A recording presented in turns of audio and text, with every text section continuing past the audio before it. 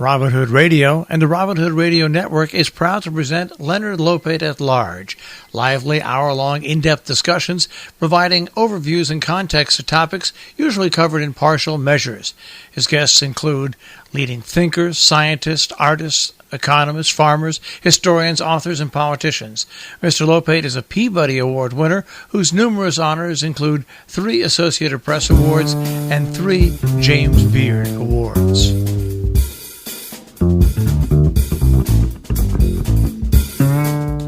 Welcome to Leonard Lopate at Large. I'm Leonard Lopate.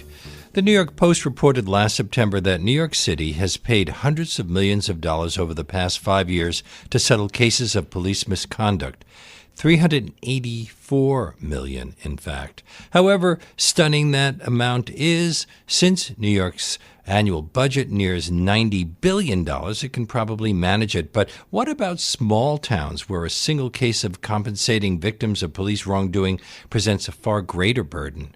Regardless of a city's size, however, money spent to pay for police misconduct have to come from somewhere.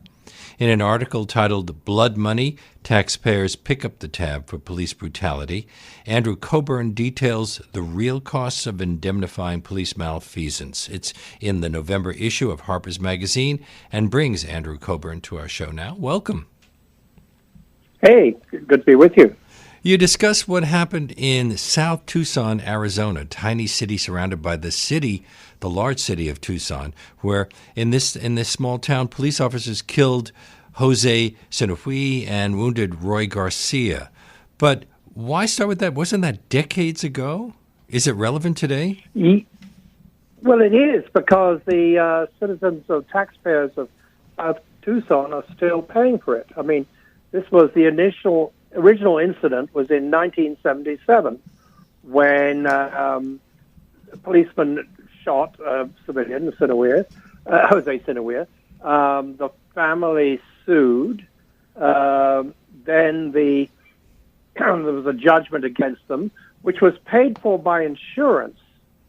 But the insurance company said after that, well, they walked away from South Tucson. So South Tucson now had no insurance.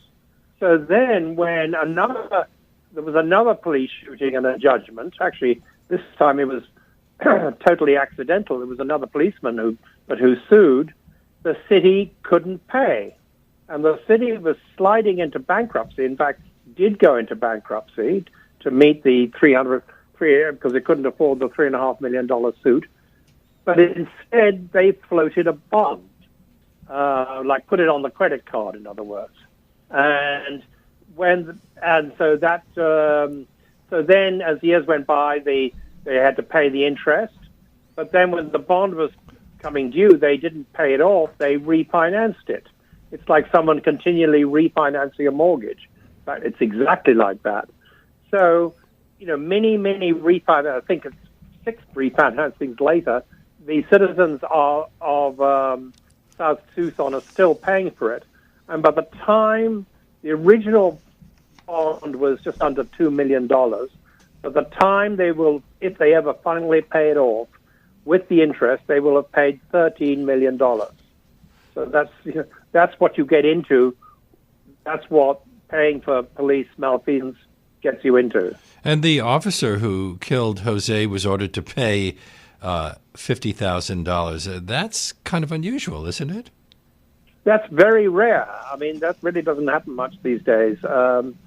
Almost never do police does the individual police officer have to pay. They're usually indemnified by union contracts, and the police department doesn't have to pay because they're usually by political agreement they're not liable. I mean, there might be a certain amount set aside in their budgets for meeting these kind of obligations, but that's a set amount. So, whether they have to, if the judgment is more, then it's not like more comes out of the budget and they have to cut back on something else like overtime or whatever. No, it goes on the city's tab, and as often as not, or in many cases, the city will float a bond. In other words, shift the burden onto future future taxpayers or taxpayers in their old age. South Tucson is tiny and surrounded by Tucson. It's as if Central Park were a city nestled in the middle of New York. How can a city that size afford to provide public services even under the best of circumstances, especially when, as I understand it, the population of South Tucson is comparatively poor? It's a poor, largely Hispanic little entity. It became a city for reasons I don't quite understand, but back quite a long time ago.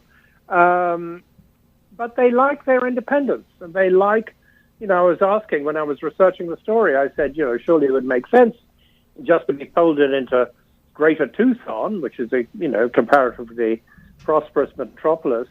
And they said, well, they like having their own police department, which is now just thanks to all the cutbacks, which are caused by having to pay the interest on the bond down to 16 people. And they like having their own little fire department, which now is down to 3 people per fire truck. So they've teetered on the edge of bankruptcy and going under several times, but they managed to hang on. And if it wasn't for this onerous debt caused by that long ago shooting, where I think pretty much everyone involved is now dead or certainly retired, they'd be okay. They could struggle on. But it's, as in so many other cases, it's this legacy of an event that that cripples little towns and sometimes big towns like South Tucson. 51 years after the fact. Would you say right. that your article is more about who bears responsibility for police misconduct rather than the misconduct itself? Yes. I mean, I think it means that really no one who's directly involved has to pay, has to take responsibility. If it came out of, if it was the individual policeman, or if it was the police department, or if the city had to pay out of its current budget, then there'd be some hard thinking. Maybe things they would have to change their ways. There'd be accountability, but this way there is no accountability. I mean, it's if you just float a bond and shove it off into the future, it means no one pays. I'm not saying that policemen should be bankrupted or anything like that, but it means that there's no, whatever might have caused the problem in the first place doesn't get dealt with. And that to me is the main problem. Don't courts, including the Supreme Court, rely on the notion of qualified immunity for public officials? What is that all about? They do. Well, that sort of crept in, has been growing in force really since starting with the Rehnquist court. I mean, it's a way of letting public officials off the hook. It doesn't deal with the problem we're discussing of people having to pay out the money, but it means that individual officers or public officials, this is not just about police, aren't held accountable. It's a fairly pernicious doctrine, I think. I mean, why should they? As long as it basically says they get a pass as long as they can be argued that they were behaving reasonably. So how can they be deterred from acting badly when they're protected from the costs of their misconduct? Well, that's right.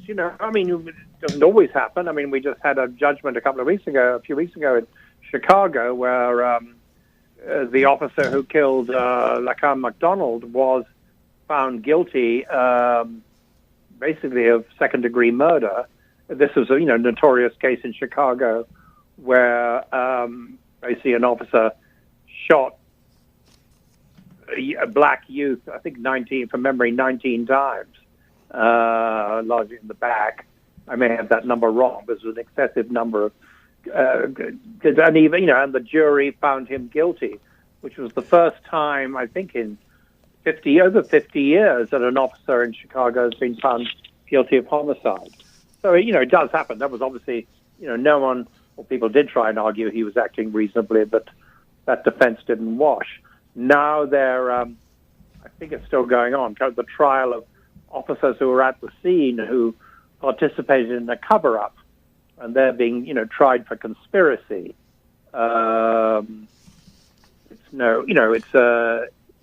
Which is very hard to prove. So I doubt.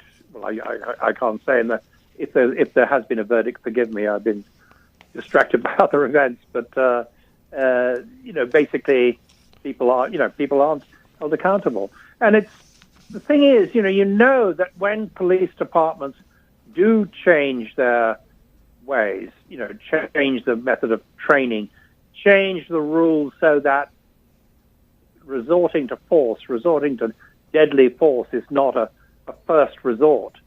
Things, you get different results. I mean, cities where resort to deadly force is not the first option. I mean, you're meant to explore all other options before you shoot someone.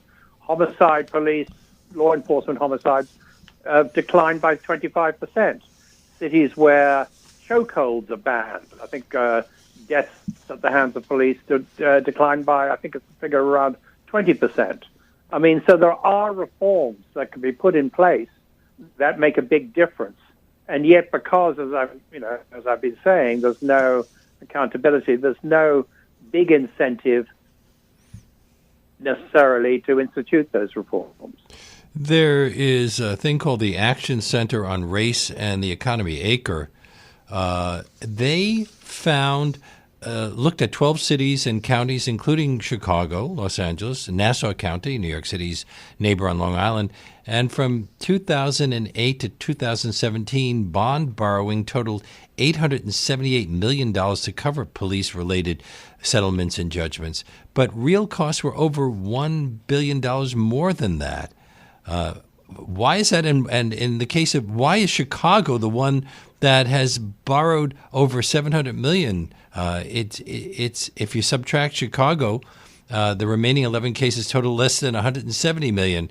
So is Chicago just a really bad situation? Well, it is, yes. Although I want to say that, it's not like all police shootings are totally unjustified. I mean, we just had a tragic case this week in Chicago where a young officer was killed stopping a crazed gunman who was killing people in a hospital. So I don't want to sound like I, sort of sound too negative about the police.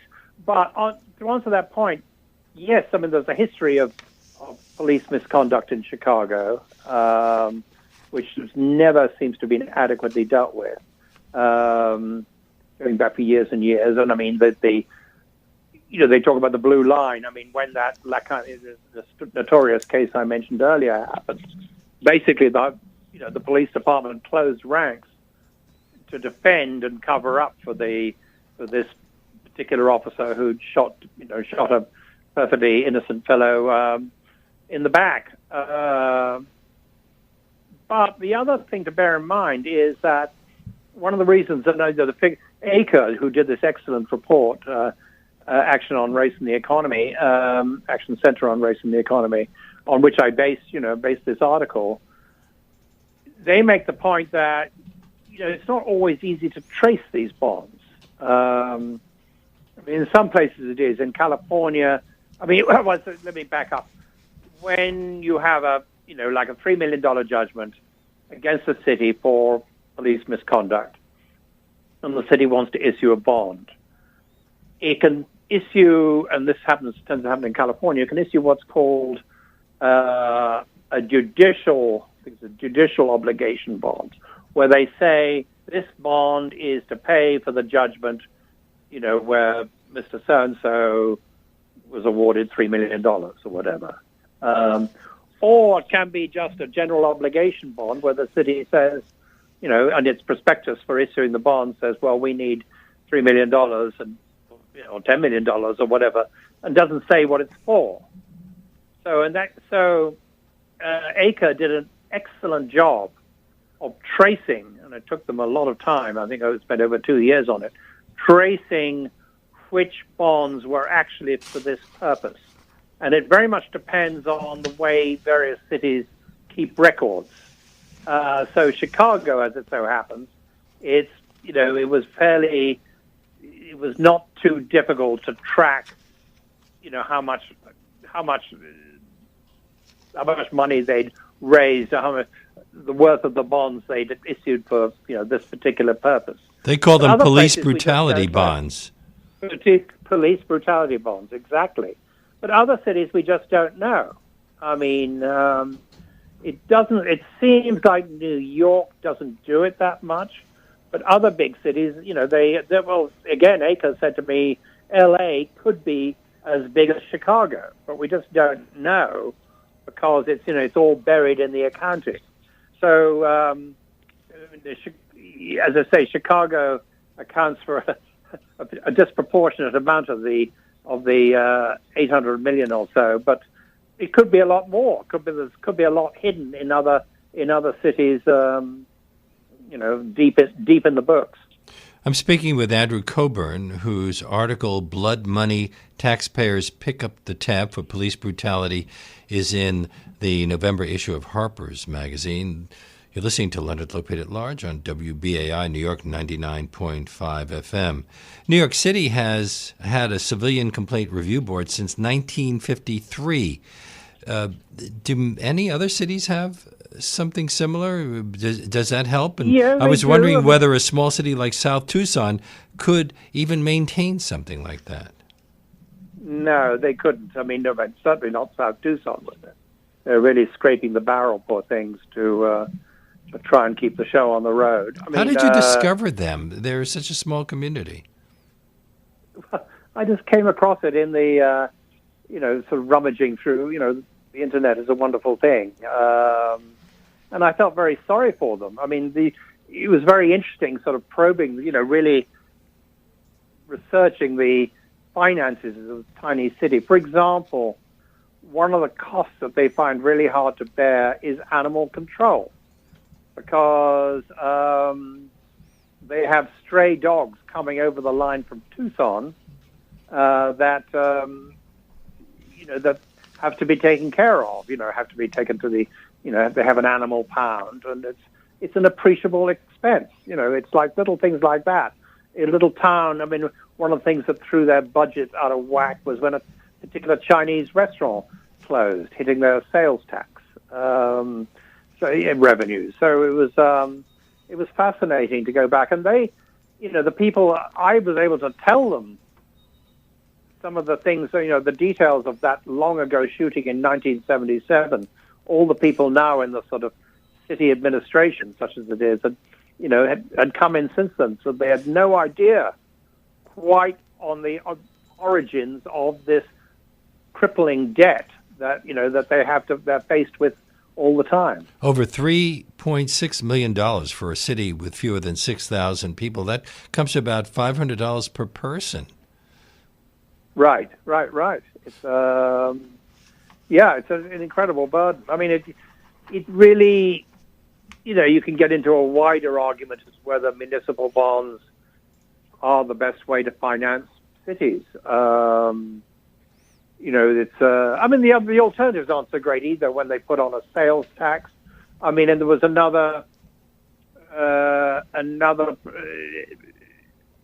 town I talk about in the article where the police, one of these sort of out of control SWAT teams came in and basically gunned down a young man who was accused of being a drug dealer, and his family sued, got money. And the city issued a bond, but then to pay off the bond, they issued a tax. They imposed a property tax. And this tax, even the dead man was called John Herco. So the tax was known for years as the John Herco tax. I mean, every time someone, wrote out a check for their property taxes, part of it was for the John Herco tax. But the other element of it is that, in a way, I've been saying that this no one immediately responsible pays, but the taxpayers pay. But the thing about paying the interest on a bond is you have to pay it. It has to be the number one priority. You can't say, well, we'd rather put the money into schools or mental health or something. We can't really afford to pay the interest this year. No, you have to, or else the bondholders, pretty soon you'll find yourself in very deep trouble and probably into forced bankruptcy. So what happens is that to pay the interest year after year, you have to cut back. You have to make economies elsewhere. And what particularly struck me, and again looking at Chicago, but also places like Milwaukee, another outstanding case, Cleveland, and several smaller cities. You can see the effects of the cutbacks, which will often be on services in poorer that directly affect poor people, like mental health counseling or schools, like in the case of Chicago. In other words, services that would, in the long run, would actually help community police relations. I mean, if a huge proportion of the police law enforcement homicides or deaths in this country involve mentally ill people. Someone who's behaving oddly, like the chap in Chicago, McDonald, and the police decide he's a threat, or he or she is a threat, and shoot them. Well, that reflects right back to a lack of mental health services. So if you cut back on mental health services, for example, then you're going to have more confrontations with the police, more police shootings, more judgments against the police, more bonds, more interest on the bonds, more cutbacks on mental health services. It's a vicious circle. So I think it's one of the more pernicious aspects of this whole state of affairs. I mentioned that the Post has reported that over the past 5 years, New York has paid $384 million to settle cases of this sort. I don't know if that is higher than other cities or if we're doing better, but I could think of other ways that $384 million could have been spent, like improving the subway system. For example, and also probably mental health counseling. I mean, the thing I was talking about earlier, a whole host of things. If you improve conditions for society generally, you're not going to have these sort of lethal events that add to the cost, and of course cause undue misery and suffering all around. Aker argues that Wall Street winds up being the biggest beneficiary. Well, that's right. I mean, they take the view that these are good investments. I mean, the cities are always going to pay in the end. I mean, unless they go into bankruptcy. But they, therefore, it's one more investment opportunity, and quite often, municipal bonds, not invariably, but they're the great. Generally speaking, they're prized as the tax-free investment. Interest, not totally, but to a large degree, on municipal bonds is tax-free, and that's the great inducement. That was the solution to financing American cities. And remember that municipal bonds, generally, they're sort of force of the basic justification for them is not to just finance current expenditure, like paying the salaries of cops and teachers or whatever, or city administrators, but for infrastructure, building a bridge, building a road, repairing, building new schools, and that's the sort of general function of municipal bonds. So to give them this role of financing, police malfeasance is not really in the original charter. It's not really the notion for it. So it's part of the it's a way in which the system has gotten skewed. Isn't private equity a growing force in the provision of public services in some areas like firefighting or emergency medical services? Yeah, it's absolutely atrocious, and prisons. To a horrifying degree, incarceration is now a profitable, is a business, a for-profit business. We spend, I think, what do we spend a year on incarceration? Something like $80 billion a year. The Obama administration was cutting back on that, but now it's the Trump administration has begun to rely on private incarceration a lot more. Absolutely, and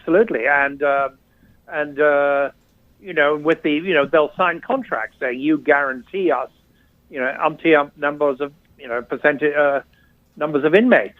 In other words, there's an incentive to lock up more people to keep the profits of the private prison company up, and that's of course particularly happening with this whole the whole outrageous ongoing crime scene of immigration enforcement. Where the hundreds of thousands of immigrants are locked up, many in private, in for-profit institutions.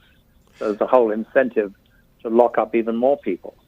But private equity, all services. That's privatization of everything is an ongoing horror show. I think it's disastrous. We've got it's a larger topic than just police brutality bonds, but we've got a for-profit military now. More and more. So many of the nation's military functions have taken over by private firms, private contractors. Incarceration, and a whole lot of other things, fire and garbage collection. You name it. It's all falling into the hands of private business, often private equity firms, which I think is not good. You mentioned insurance. Have insurance companies exerted any influence on police practices? Yes, they have. There's a whole bunch of cities. In fact, it could be argued this is quite a good thing because the insurance, if a city is told, or a police department is told, look, by the insurance company, look, we're not going to cover you because unless or until you clean up your act. That's a powerful incentive to do just that. So there are no pre-existing conditions in this kind of insurance. Well, I mentioned one earlier. It's the poor South Tucson who got into the jam it's in for all these years because of the pre-existing shooting of the condition of the 1977 shooting, which caused them to lose their insurance, which meant that then when they, the next time they had money to shell out, they couldn't afford it. So I guess there is, but if it's so that that's an interesting. I hadn't thought of it that way, but that's an interesting precedent. No Obamacare for police brutality cases.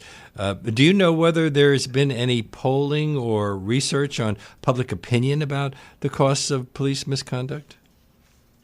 No, because people generally aren't aware of it. The people of Chicago aren't really aware that they're on the hook for the time. Because as I said, we know more about Chicago than other places, but they're on the hook for 1.7. I think it'll be $1.7 billion by the time, if and when everything's paid off, which of course it won't be, and so it'll be more. So people aren't aware of this. What it all costs. It's not if there was an announcement saying, well, because so-and-so, there's been this judgment, and so-and-so got shot and we had to pay out that, so therefore we're going to have to close this school or that, whatever, that municipal service. I think people might sit up and pay more attention. But generally speaking, because it's issued so often, as I write about, buried in a bond, and a bond, which, as I mentioned, often we don't know the reason why they're suddenly borrowing. The city suddenly has to borrow, $10 million. It's not spelled out.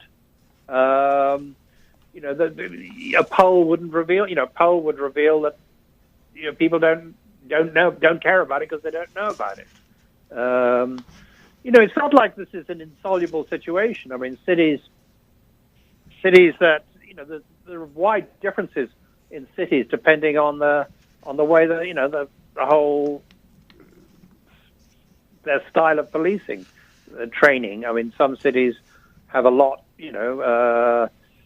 have a high number of police-induced deaths, and some have none. I mean, I quote an example in the piece between 2013 and 2016.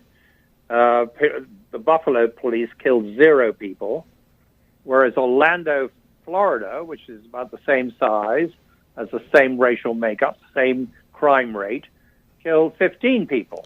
So does Buffalo have better trained police? Well, it would seem so. There's something different going on. That would be the suggestion. That's what I understood.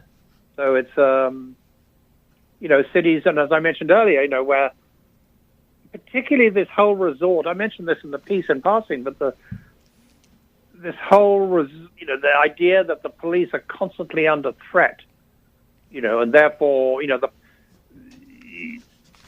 they resort to deadly force quicker. Police departments where that is discouraged, have a very different rate of deaths this way. I mean, there are some absurd cases of this sort of overreaction. And there was a case, I think, in Georgia this last summer where there was an old woman, an 87-year-old woman who was, had dementia, was, no threat to anyone, and she went out to pick dandelions, to cut dandelions to make dandelion soup. So she was carrying a knife. And she was wandering along, and the neighbor said, "Oh, there's a woman with a knife." So the police called it in. The police turned up, and they shouted at her to drop the knife, and she paid no attention, and she was walking towards them, an 87-year-old woman. So they didn't kill her. They just tased her. So she suddenly, this poor old woman with dementia, suddenly gets this violent electric shock because they said they were under threat. They felt under threat from the knife. And this happens. This is a very constant thing. I think it's, there's been some interesting some interesting studies of police training. Police training is very much often in the hands of former military people. There's various firms staffed by special forces graduates who really, the whole impetus, like it is in the military, is to go kinetic, to use deadly force to deal with the situation. You have to control the situation, and you control it with, first of all, with threats of deadly force, and if necessary, with use of deadly force. There's a chap who's forgotten his name for a second. He wrote a big bestseller called On Killing. He studies killing, and he's a former military guy, and he's a very popular, has a huge business training police in police academies and going around to police departments. And, and I've seen video of some of his lectures where he actually, he talks about, how it's, you're the only defense against anarchy, that you're facing anarchy all the time. You're facing chaos. So you have to be ready with your gun to defend civilization. And this spirit doesn't sound to me that healthy, and it might help explain why so often, people, a kid holding a cell phone is suddenly shot, and the officer says, "Well, I thought it was a gun," or I shouted at him to drop the gun, and he didn't, and it was a cell phone or nothing at all, and then they shoot him. I mean, there's we hear the notorious in Sacramento. I remember there was a notorious case last year. They pop up at regular intervals. You're listening to Leonard Lopate at Large. Don't police argue that their work is so dangerous that they need a bit more latitude and indemnity to deal with the risks they take? How dangerous is policing compared to other kinds of work? I would think mining would be difficult. There's a whole bunch of businesses, I would think, that are rather dangerous. The most dangerous job, it's actually quite far down the list. I'm not saying it's entirely safe, but it's the most dangerous job is logging. Let's see here: logging, deep sea fishing, commercial fishing, roofing, groundskeeping. For some reason, is high on the list. I think even according to one tabulation, I saw that, just going by the statistics, installing air conditioning equipment, which I guess would mean, large extent, working high up on rooftops, that's more dangerous than policing. So it's actually, I wouldn't say it's totally safe, but compared to a lot of other occupations, it is safer. Last year, I believe, 44 policemen were killed in the line of duty, law enforcement people. That was down from the year before when it was in the 60s. I think it was 66 the year before. I'm not sure exactly how many this year. You can get, obviously, I'm not calling it a safe occupation, as, we saw a couple of days ago in Chicago. But, it's the notion that, they're like, it's like being on the front line in the battle of, in World War I or something, is entirely misplaced. And I think, therefore, reacting to the way they do, are trained to do in many cases by, shooting first and asking questions later, is obviously misplaced and should be changed.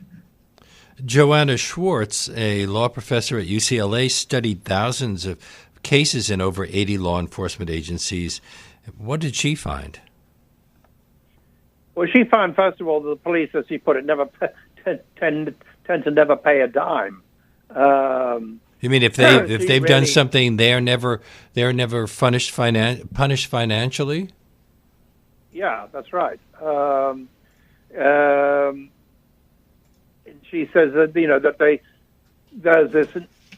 that basically they never get paid. Although she says that she was the one, she pointed out to me the presumption is, when your brother, son, father, whatever, has been shot by the police, and so you find a lawyer, you're outraged, the rest of the family is distraught, is outraged, is whatever, and wants some kind of compensation. Wants compensation. It goes to a civil trial. The jury, and this tends to happen more because of videos, body cams and dash cam videos. The jury sort of is outraged as well and awards the family $5 million. They tend to do it in the belief. They say, well, that's not just we now got $5 million, but this will make change. This will make this is punitive. Often there's a certain amount of punitive damages that the policeman is going to pay, or the police department is going to suffer for having, gunned down whoever it was. But in fact, that never happens because, as I said earlier, they don't pay. They don't. Neither the individual officer nor the police department actually has to suffer in any particular way because of this event. And that's something that Schwartz really, she uncovered this. People before it was kind of anecdotal, and she was the one who sort of think it's interesting work for a law professor. She went through, as you said, thousands of cases and found this was the case. But it's this misplaced notion that a big judgment against the police will have an effect, will have a direct effect in making things better.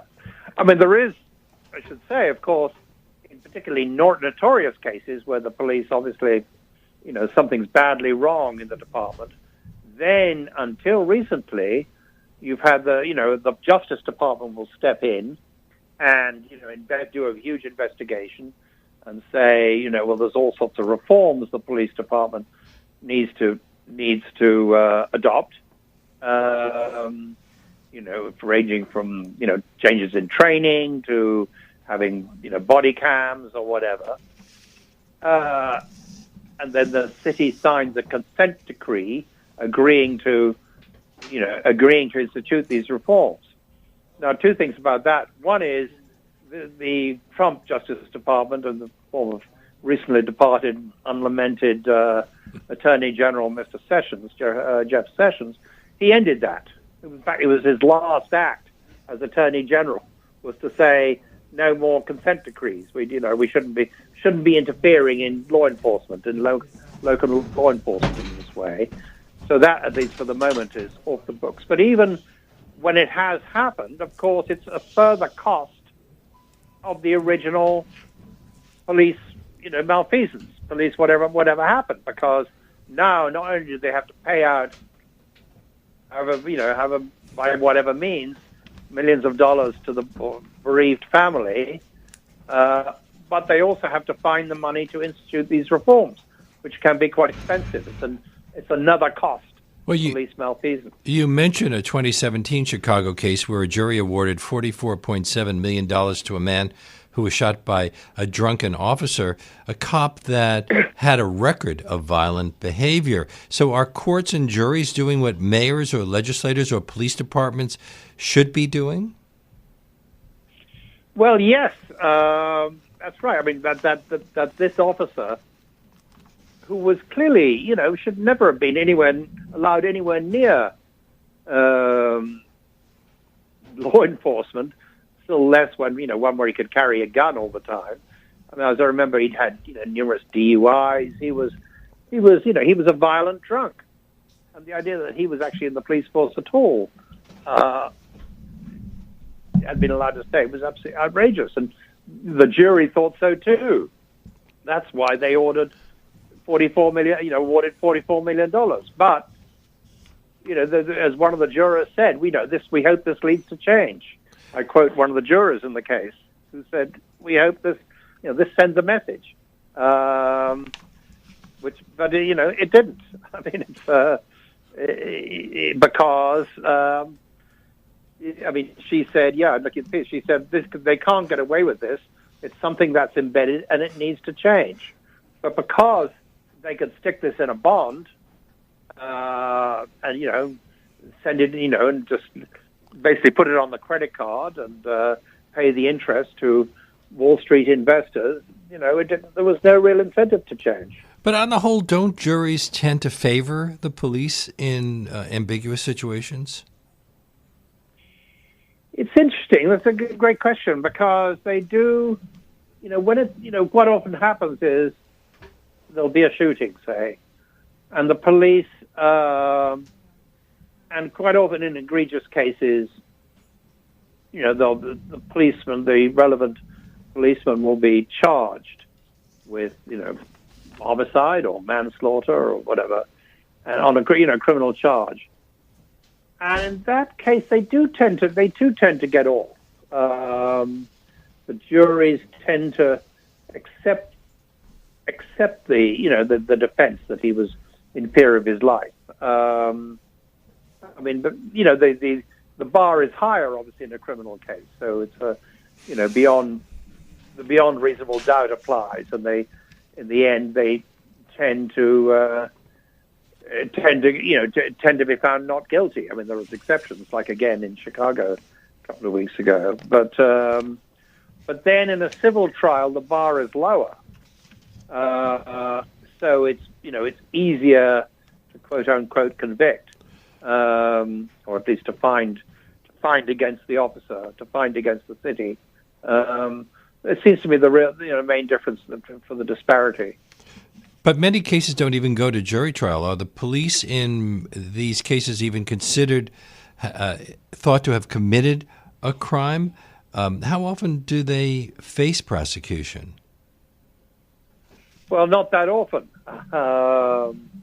It has to be pretty egregious before they do. I should have the percentage of at my fingertips, but I'm sorry, I apologize, I don't. But it's it's the minority of cases. I mean, the police kill 1,000, roughly on average. The police or law enforcement shoot 1,000 people a year, and the number of officers charged is tiny. I'll tell you in a sec, but the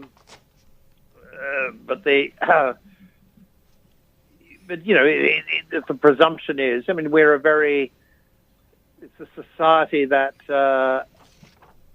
is very indulgent towards law. I mean, politically, in recent years, if you go back as, it's been politically advantageous for politicians to promise to crack down on crime. Going back to, think about Nixon's war on crime.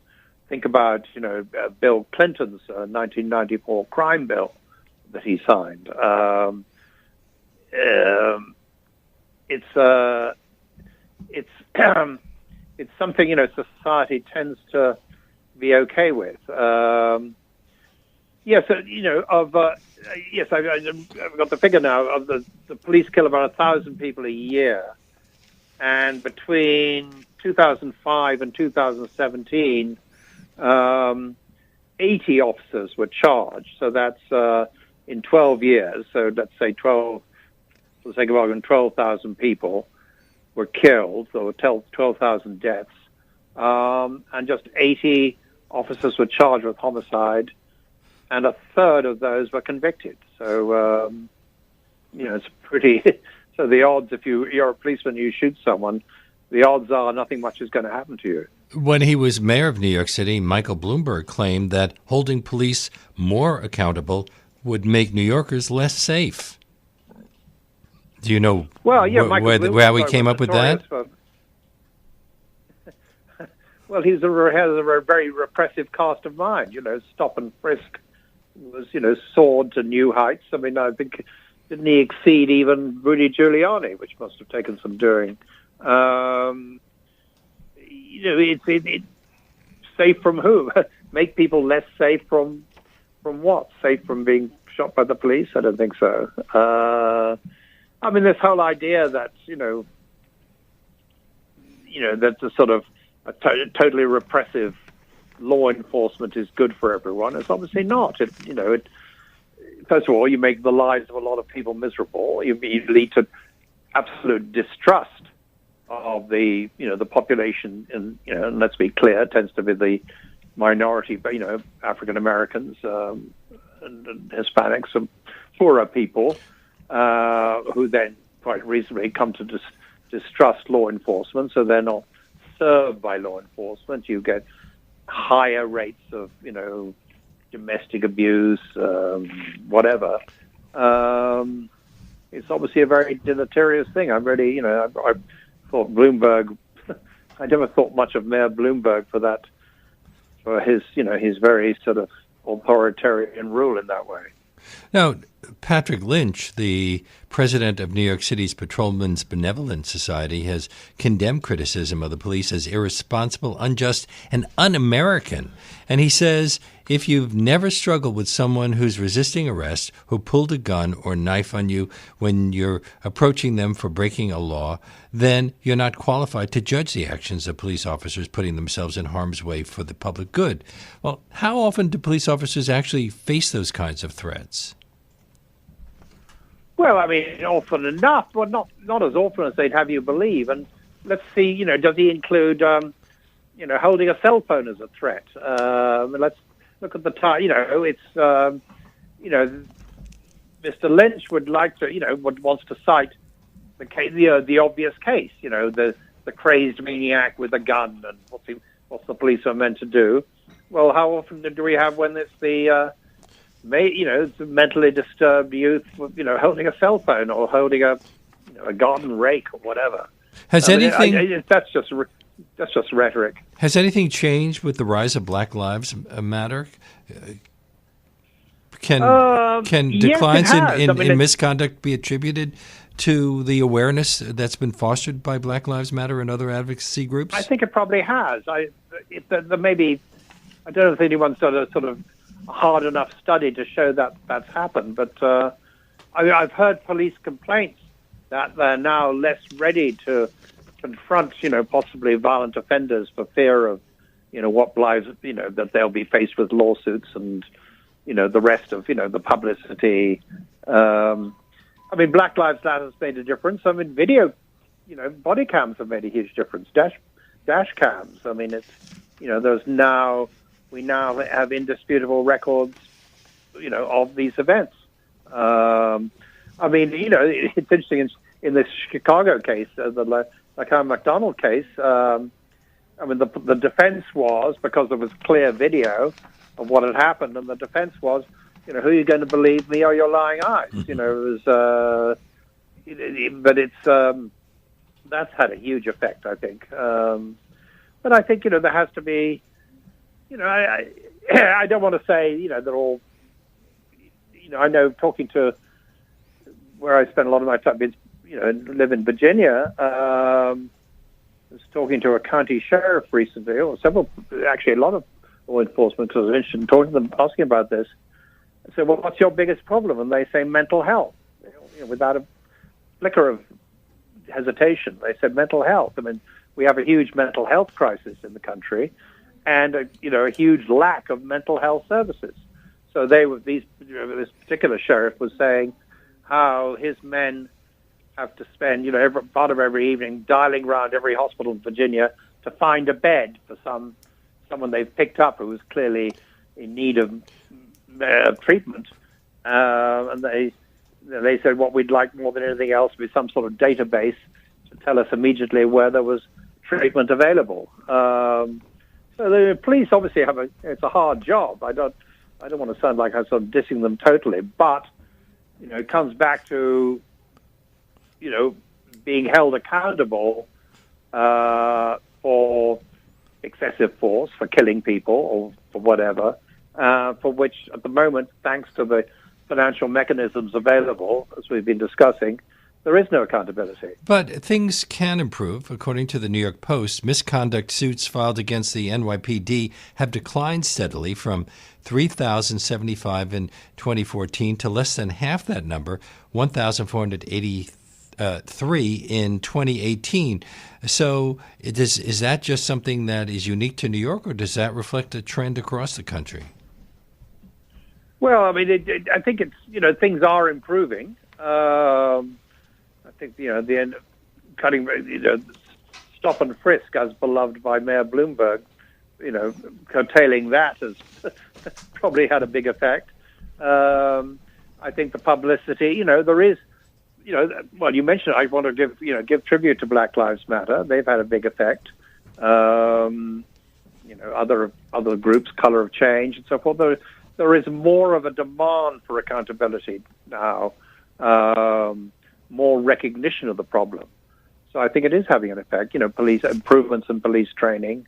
Hopefully, we'll have more. One of the things I mentioned earlier in police training, the involvement of former military people. I do worry about the sort of militarization of the police. That you see it visibly with this program of handing the Pentagon giving police, military weapons, armored personnel carriers and all the rest. That's a very bad trend. So I'm very encouraged, despite that police misconduct cases are dropping. On the other hand, and we're pretty much out of time, you mentioned that the U.S. spends $100 billion per year on policing and an additional $80 million on incarceration. So, $80 billion. $80 billion. Okay. Yeah. Are local governments adding funds for anticipated police misconduct to that? Well, they do. As I said, there's a certain amount in most police budgets for certainly big city budgets for police misconduct cases. And the trouble is that gets exceeded, and then we get into the brutality bonds stuff we've been talking about. But yeah, it's a huge. We spend a huge amount. There's an elephant in the room we haven't mentioned. I know we're almost out of time, which is police pensions, which are very generous, along with firemen's pensions. That's the other stick that's breaking the city budgets back, which is these very, very generous pension